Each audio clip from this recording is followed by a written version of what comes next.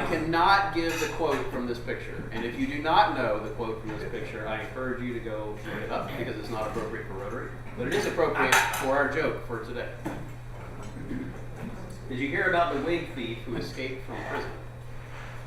The police are combing the area to find him. The joke from the movie is a little bit better. It is a little better, but it is not Rotary meeting appropriate. So if you don't know that's from Spaceballs, look it up. But watch the whole thing. All right, next up is today's speaker, Amy Sayward, who is the director of the American Democracy Project at MTSU, and Gib is going to introduce her.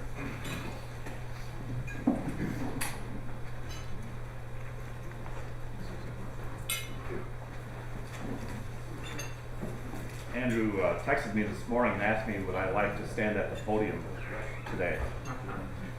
What do you figure? It's a little risky. It was a risky text when I sent it, so. You should have texted us, Andrew. I built some fluff into the schedule. Yeah, I see, where's John Hinkle? John Hinkle and Tom Mullihan are wearing the uniform, plaid over khaki. That's appropriate for Rotary. Thank you for that. Amy Sayward is a history professor at MTSU. Back in the late 90s, I went back to college in history and attended graduate school at night while I still had a day job. I embraced the culture, the students and the faculty, and the conversation about our past and our present. It was really, I had a great time. It was a lot of work. And finally I finished. It took me several years beyond the deadline, but I did make it.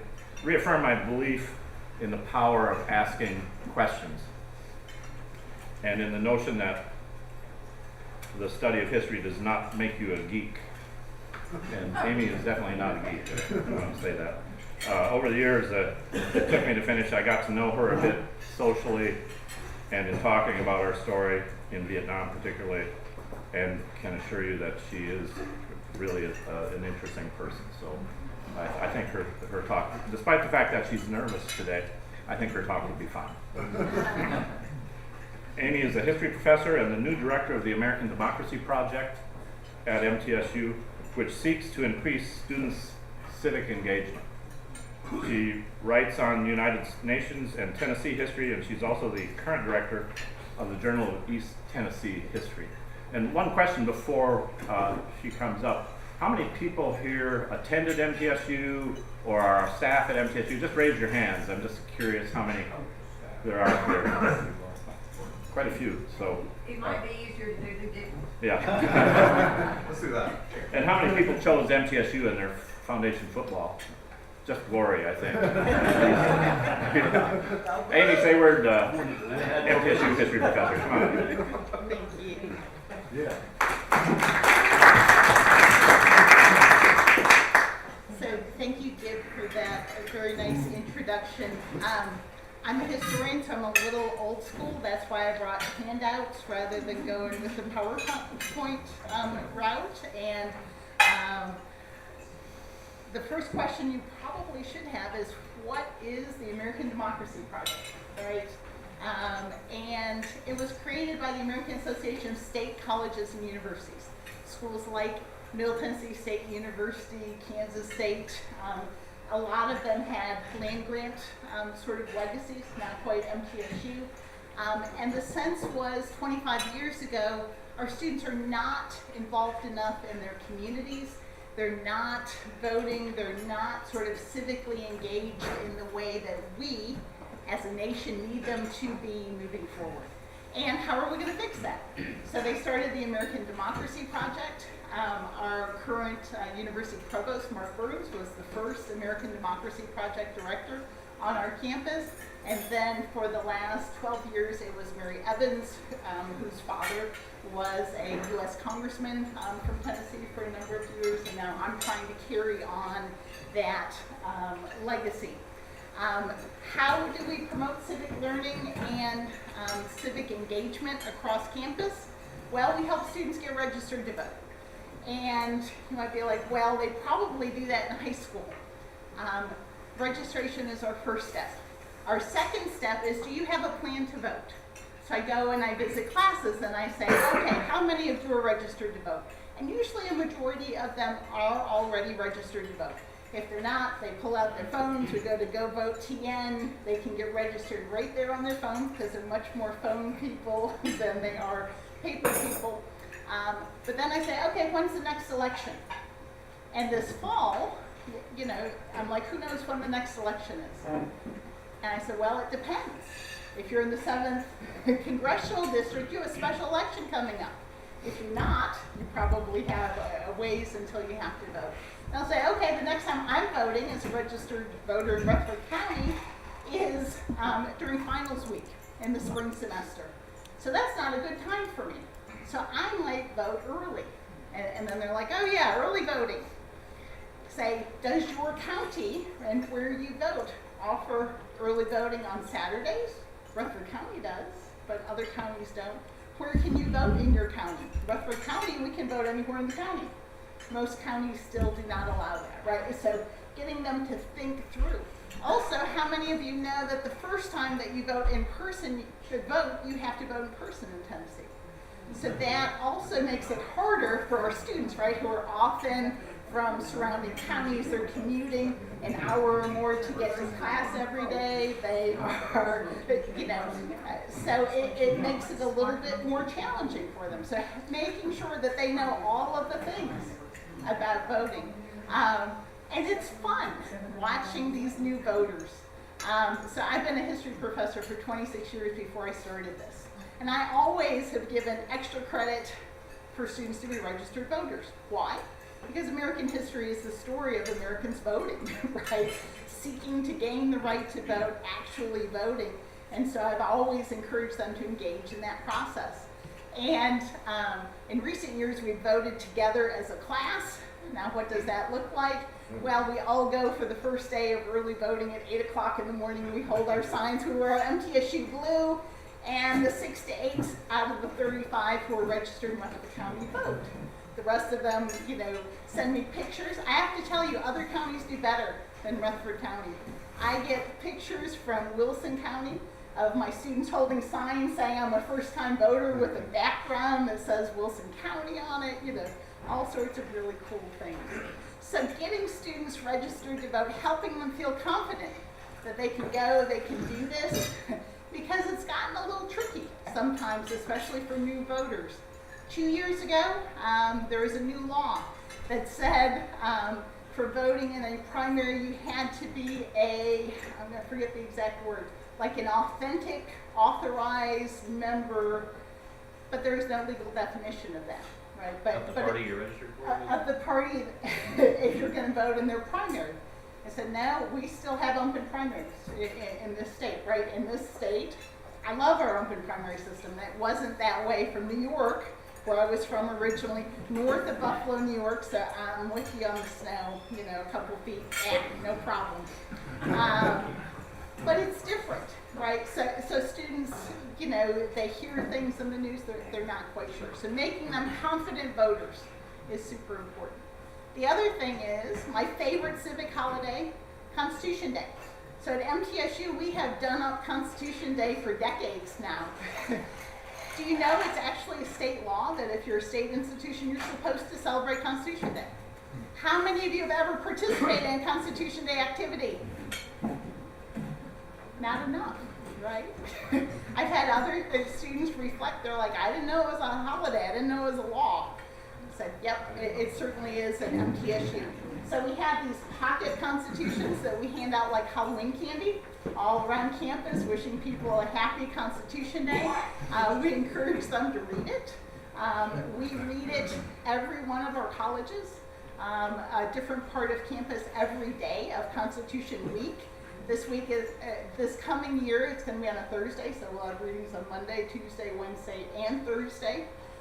We'll also have a speaker. We always have a big speaker. Last year, it was David Brooks from the PBS NewsHour was our speaker. This year, it's a Georgetown law professor, Cheryl Cashin. She and MTSU students will be talking about what might the Founding Fathers think about today's Supreme Court. I think it'll be a lively conversation, and everyone in the audience also has an opportunity to participate with questions and answers after the talk. We always want things to be interactive. right? Not just one person talking to everyone. We also are working, we have a new gen ed curriculum at MTSU. You're like, okay, gen ed curriculum, right? The thing that everyone wants to get through to start on their majors. It was redeveloped with a focus on 8 key skills. One of them is civic learning. And we're developing a blueprint, because we're MTSU, right? Everything's blue. A blueprint across that true blue core where students can choose to take 4 to 6 classes focused on the idea of civic action. So they can take a history class about civic action. They can take an English literature class that has this thread through of civic action. So we're working on that too. We also have a student organization. These wonderful folks here in the bottom, they are the folks who helped me put out all the signs across campus that have quotations from the Constitution. We put those on pretty much every street corner. It takes us about 4 hours to take them down and 4 weeks to, after we put them up for 4 hours, about 4 weeks to take them down. We always miss one set, and it turns up 4 weeks later we have to go pull those up. But these are students who are interested in pursuing non-partisan political action. What does that look like? They work on Constitution Week. They did a whole program last semester called Across the Aisle, where they brought student leaders from a variety of political perspectives to look at issues that were important to MTSU students, so that students can start informing their ideas about what they might be interested in doing. So that's some of who we are and what we do. My philosophy always, for the last 27 years, is students need to learn about things, but they also need to do things, right? If they're just sitting in their chairs and hearing things, that will have little to no impact moving forward. They actually have to get up out of their seat and they have to go be civically engaged, whether that's going to vote. I also, and it scares the freshmen to death, I take them to the state legislature and we lobby on an issue. And they're like, oh my goodness, I have to talk to a state legislator about an issue I have to learn. And they do it and they're like, oh, it wasn't so hard. I could do that again. And their reflections is like, I can imagine doing this again in my profession for something that I care about in the future. So breaking down just that like, oh, that's scary and I haven't done it, to, oh, I've done that. I have voted. One of my students, when we voted the last time, we had constitutional amendments on the ballot, and we have more coming in the fall. So read up on your constitutional amendments before you go vote this fall. She said, Dr. Sayward, I went in and there were 3 old ladies and me voting, and I went in and those little old ladies hadn't researched ahead of time. They didn't know they were asking questions. They should have known that they can't ask the poll workers questions about how to vote. But she was like, I'm super confident, right? So she was a super voter moving forward. And when you talk to folks who are a lot younger than you are, right? So I just turned 57 with my birthday on the 2nd of January. And my students don't remember 9/11. They don't remember the Cold War. They weren't born, 9/11. So there's definitely a generation gap, right, between me and the students that I teach. One of the things that I try to do a lot is ask them lots of questions. So I don't tell them a lot. I say, why do you think that? I taught in person during COVID, and I would talk to my students. So we're mass, socially distanced. I thought it was important for those freshmen to get their feet on MTSU. And so I taught during COVID, and one of my students said, Dr. Sayward, I'm really worried about you. I said, why? She said, well, you tell us about Charlie, my dog, and walking your dog every day. She said, I read that people who walk their dogs are much more likely to get COVID. I said, that's really interesting. That's really interesting. I said, where did you find that information? And she said, well, let me check, right? So she pulled it up on her phone. She said, oh, it came from the New York Times. And I said, the New York Times is a really good source of information generally. I said, but I think me walking my dog in Murfreesboro probably looks different than people in New York City walking their dogs every day. I said, I don't get in an elevator. I don't have anyone else on the sidewalk, right? So, asking questions rather than saying, well, that's silly, I'm not gonna, but let's dive into, let's think through that. You know, at the end she's like, oh, that's a good point. You know, but where does your information come from? That's interesting. Where does that information come from? What perspective might the New York Times have that may or may not be relevant to Murfreesboro, Tennessee? Right? Helping students think through those, always important. And then, on the back, I can't wait. It's already started. The semi-quincentennial. I am a history geek. I am so excited about the semi-quincentennial. Our mission, so I'm the head of the committee, is for every student on our campus to engage with the ideals of the Declaration of Independence sometime during 2026. And we have tried to build in a whole series of activities to help them do that. So coming up in just about 1 month, we're partnering with Nashville PBS. You may not have watched all 13 hours of Ken Burns, Sarah Botstein, and David Schwartz's new documentary on the American Revolution, or you might. Yay! But those who don't have 13 hours to engage with that, we're going to show a digest of it. So it'll be 35 minutes that sort of captures the key points of it. And then we'll have a panel of historians who will talk about what is and isn't in that digest, and then we'll open it up for questions. We're going to have a showing at 1 o'clock in the afternoon, which is mostly for our students, but also for the community, and at 6 o'clock, which will be mostly for the community, but also for our students who have classes at 6 o'clock. So that is coming up. I'm super excited about that. And then March 17th, most of you know is St. Patrick's Day, but do you know that Boston celebrated for many years, March 17th was the day that the British evacuated Boston. And to be perfectly honest, it was one of the only anniversaries for the Revolution that I could find that fell in the semester. And so we're going to celebrate after spring break, Evacuation Day.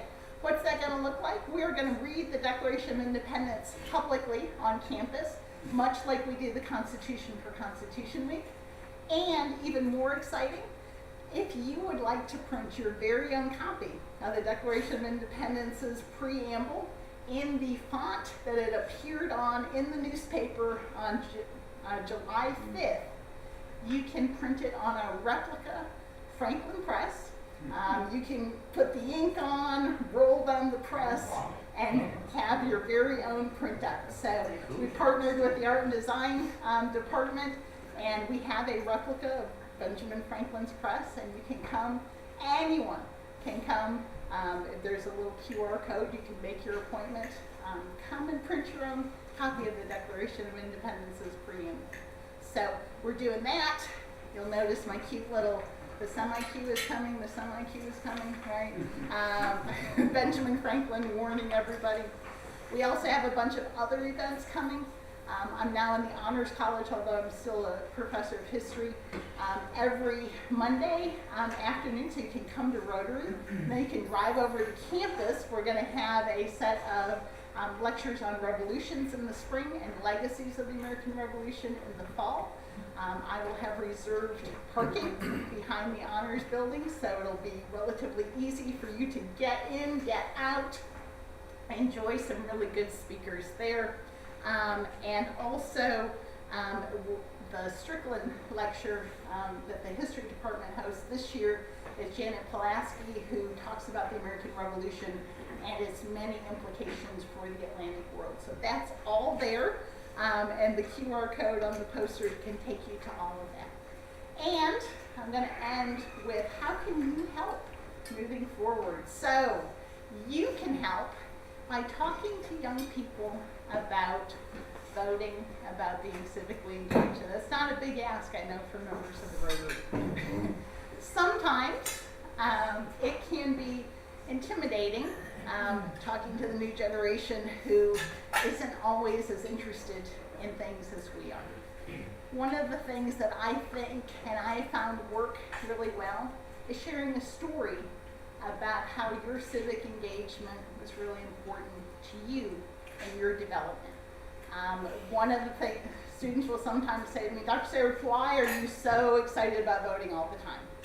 And And I'll say because the very first time that I got to vote after I turned 18, it changed the life of my community. Because when I was a senior in high school, our school board, so in New York State, we voted on school taxes. So how popular do you think that was? People got to vote on their taxes. Very democratic thing to do, right? So people always voted against school taxes, especially in the 1970s when we had double-digit inflation when I was growing up in New York. But really, you weren't voting on the school budget. You're only voting on 5 things, because after the school budget got voted down, you voted on whether we'd have home ec supplies, shop supplies, library books, sports, and school bus transportation. And they'd always vote, yes, we want sports and we want school buses, and the other stuff would fail. Well, when I was going into my senior year, it was particularly tough economic times, and the chairman of our school board took out a full-page newspaper article saying, vote against the school budget. And so all of it went down in 3 votes in a row. So we had to pay to play sports. The state had to step in and say, since there's not a single sidewalk in the rural area that I was from, you have to supply school buses, and everything else went down. So one of my friends said, gee, you know who gives us our diplomas when we graduate? The chair of the school board. So we went to the school board meeting and we said, hey, we'd like someone else to give us our diplomas. We want our retiring elementary school principal, because we're a central school, to give us our diplomas. It probably would have ended there, but the newspaper reporter was probably really bored after the 3-hour meeting. And so it was front page newspaper article, seniors balk at the school board giving their diploma. Long story short, we got our diplomas from the vice president of the school board. But more importantly, that spring, we organized a voter registration drive among the seniors. And that fall, for the very first time, the school budget passed all of it. So when I tell students that story, they're like, well, gee, voting might be important. Maybe that's why she's so excited about voting. So tell a young person you know a story about how some civic engagement really was important, and they'll listen in a different way. Thank you so much. It's interesting that your story is about local elections. I have a 22-year-old daughter, so she's voted a couple times, but so we've engaged in these conversations with her. And all voting matters, but we make sure she knows that your local voting has the most direct impact on your life and your neighbor's life. We harp on that all the time. It's hard because she's away at school, so she's like, yeah, but I don't live there. But we talk about that all the time. So also, I want to challenge everybody to use the word semi-quincentennial sometime this year in a conversation. So, and now, Andy and I have, well, Andy doesn't know he and I have a question, but we were talking about something before you came up. Yeah, I'm sure you know this. I hope you know this. Has there been any other consistent structure of governing a country, whether it's a dynasty or a dictator, etc., that has lasted in the same format 250 years? Has Great Britain been exactly the same? Well, it depends how you define it, right? Because you have different monarchies. You have Oliver Cromwell, who sort of jumps in there and just disrupts the British monarchy for a while. I don't know. But you know what I'm struck by, actually, in the semi-quincentennial, is how young our country still is. Sure. Right? It's not that many generations old. If you think about it, when I visited the Daughters and Sons of the American Revolution, it's not that many generations that were removed from that revolutionary generation. What other questions do you have? Yes. My wife gave me a semi-quincentennial flag. I've done it. Nice. Always on the board. And I put it on our flag policy, we the people with the little flag on it. Yeah. Is that disrespectful to the American flag I have up there? So the protocol is that the American flag is always supposed to be higher. Yes. Yes. Like if you look at MTSU, we have the American flag, Tennessee flag, MTSU flag. So you can fly as many flags as you want, but they're all supposed to be lower than the American flag.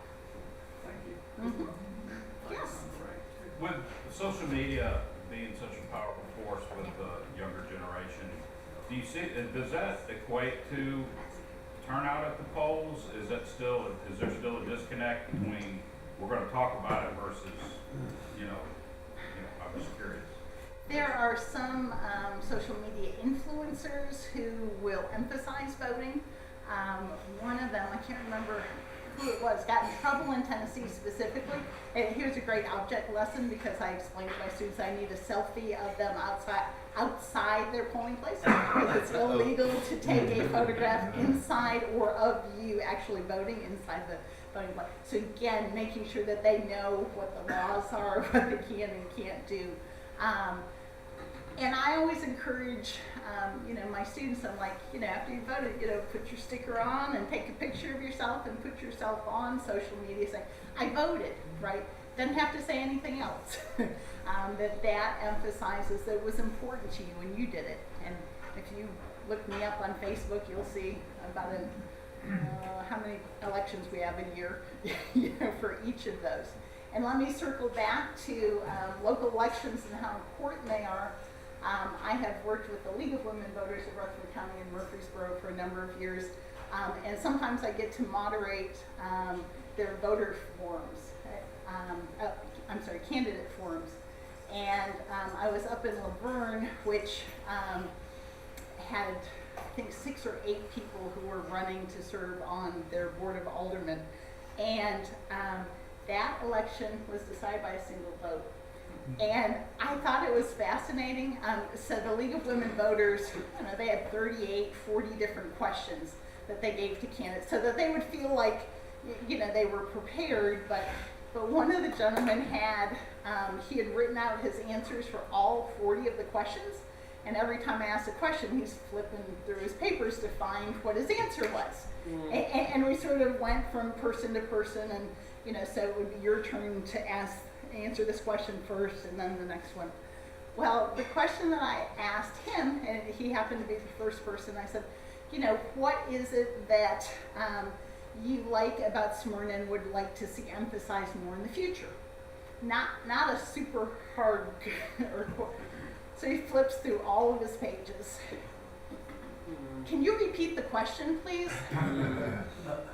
And so I repeat the question, and then he couldn't find it, and so he just read the answer to another question, and he's the person who lost by 1 vote. I don't know if there's a direct correlation, but I'm a big fan of, especially for local elections, it can be harder to find information about those candidates and make an informed decision about who you want to vote for. League of Women Voters does a great job on that, especially they sometimes struggle. Not everyone wants to engage in those sort of answering questions, but if you can find those, I find them invaluable. I think I have a new strategy for running board meetings. I need all of you to send me all the questions, and I will only read prepared answers. Dr. Sayward, Yes. congratulations on your appointment to the center as director. And I'll get a chance to express my appreciation to Mark Burns for that decision. One of the highlights on campus for me was Constitution Day, where I hosted lunch on behalf of the president for Diane Nash.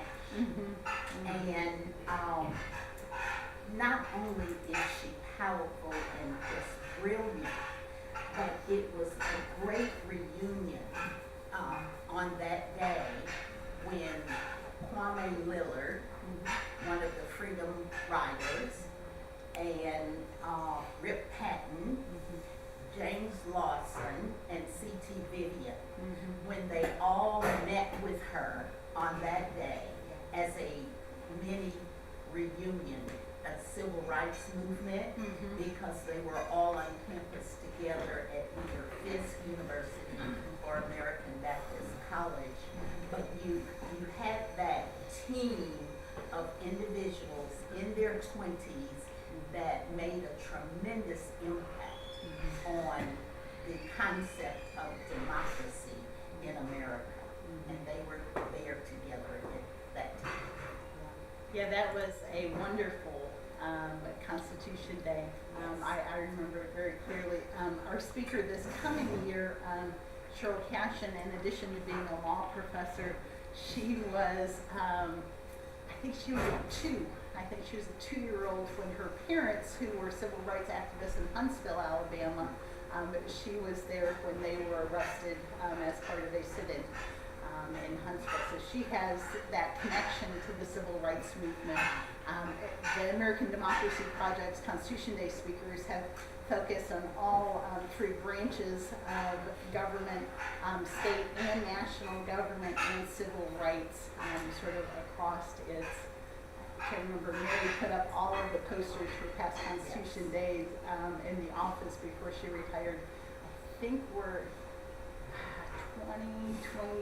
22, or right around there. We're a little short of 25, but yes, wonderful set of speakers that we had. Big shoes to step into, and if you ever have ideas about this person would be great to be a Constitution Day speaker on the MTSU campus, please let me know. I am happy to pursue any and all leads. Probably our highest profile one, and certainly the most challenging in terms of facilities, was when we hosted Vice President Mike Pence was on campus just a couple of years ago. Dr. Evans was a little underprepared for the security issues involved with having a former vice president on campus. I'll have a president if I have to, but our Gore Center director keeps threatening that he might get George W. Bush to come one of these days. So we'll cross that bridge when we get to it.